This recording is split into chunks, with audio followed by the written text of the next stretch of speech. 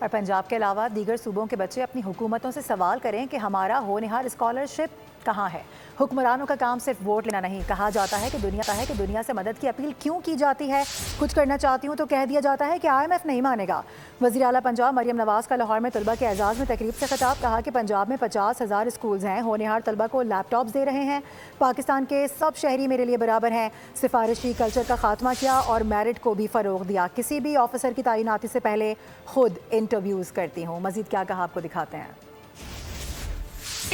سال میں بنی ہے حقیقت، وہ تمام سرکاری اسکول جو معیاری اسکول ہیں وہ بن رہے ہیں، وہ حقیقت ہے۔ حقیقت یہ ہے کہ پورے باقی پاکستان میں روٹی جو ہے وہ ابھی بھی 20 روپے کی، پنجاب میں 13 روپے کی روٹی ہے۔ حقیقت یہ ہے کہ پنجاب میں بدترین سیلاب آتا ہے۔ آج میں کچھ بھی کرنا چاہتی ہوں تو مجھے کہہ دیا جاتا ہے کہ نہیں IMF اس کی اجازت نہیں دے گا۔